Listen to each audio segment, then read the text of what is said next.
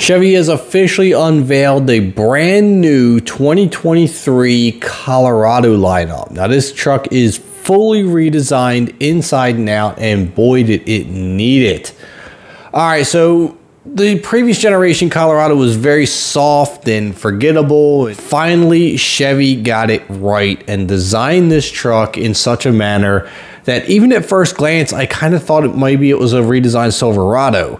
So it definitely has that same feel to it, and it definitely looks a lot more aggressive. I love the styling to it.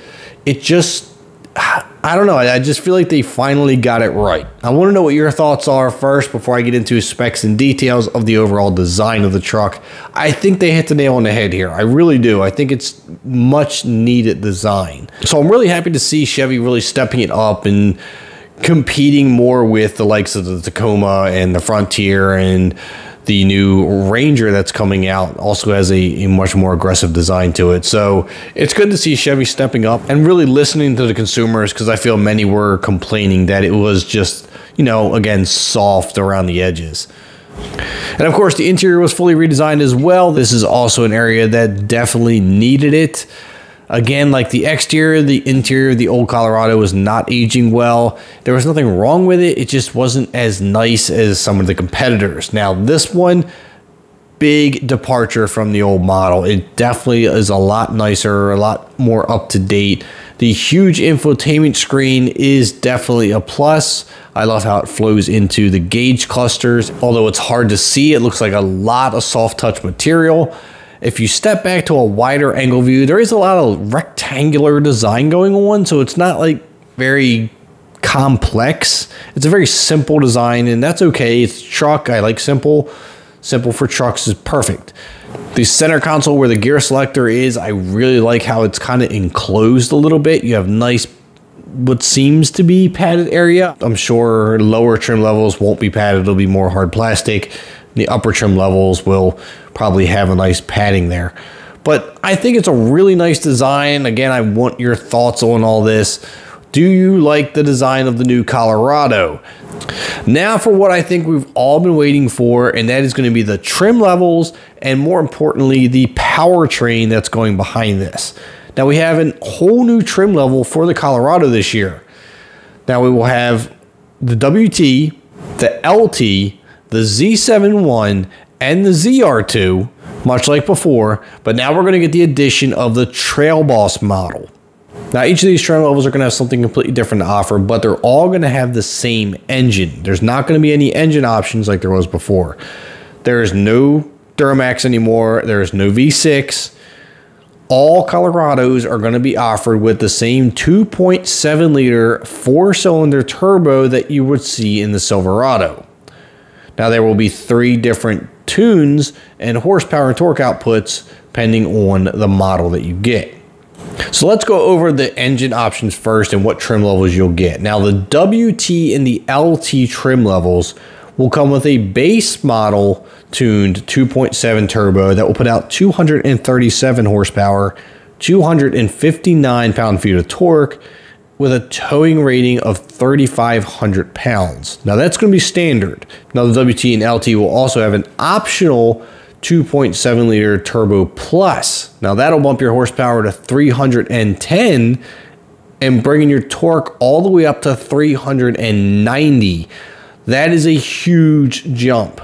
310 horsepower, 390 pound-feet of torque, which will also increase your tow rating to 7,700 pounds. Now, again, that is optional for the WT and LT, but this will be standard for the Z71 and Trail Boss models. So if you get any of them, that's the option that you're going to end up receiving. Now, there is still one more engine option, and that is for the ZR2. This is going to be the standard high output engine for that model, and that will keep the horsepower at 310, but it's going to bump your torque all the way from 390 to 430 pound-feet of torque. So again, much more torque, not so much more horsepower, but definitely a lot more torque. But means it is a ZR2 and the suspension is a lot different. The tow rating on that is going to drop down to 6,000 pounds as opposed to 7,700. Now they're saying the engine itself has a much more rigid cylinder block, castings, the 30% stiffer crankshaft, and everything inside is forged internals. So this is a very stout engine that will be able to tolerate a lot. Now, as far as transmissions are concerned, this is going to get a second generation 8-speed automatic that has had its own refinements done to make it a little more smoother shifting, quicker shifts, both up and down, and it will feel much more comfortable in the power band. Now, it comes to the off-road packages. The Z71 and the Trail Boss both get a 2-inch lift kit, and they're going to run on 32-inch tires wrapped in 18-inch wheels. Now, the ZR2, on the other hand, will get a 3-inch lift kit on 33-inch tires. And of course, that's also going to get the front and rear locking differentials, 342 gear ratios, little extra body armor underneath, skid plates, and a lot of other add-ons that the Z71 and the Trail Boss are not going to get. Now, as far as ground clearance and breakover angles and such, the Z71 actually has 8.9 inches of ground clearance. The Trail Boss has 9.5 inches, and the ZR2 has 10.7 inches. The approach angle on the Z71 is 29.1 degrees, Trail Boss is 30.5 degrees, and the ZR2 is 38.3 degrees. Departure angle on the Z71 is 22.3 degrees, Trail Boss is 22.4, and the ZR2 is 25.1. Now, the breakover angle for the Z71 is 19.5 degrees, the Trail Boss is 21 degrees, and the ZR2 is 24.6. So as you can see, the ZR2 has a massive advantage over both the Trail Boss and the Z71. But each one of them, I feel, is very impressive. Now, the other thing with the Colorado is that there's no longer a better cab configuration option. It only comes in 4-door crew cab with a 5-foot bed. That's it. So if you're not comfortable with that configuration, unfortunately, there are no others. Now, Chevy did say with all the options that they added, the weight has increased by up to 500 pounds. That is a pretty substantial number. I did expect a couple hundred with all the add-ons, but I don't know about 500.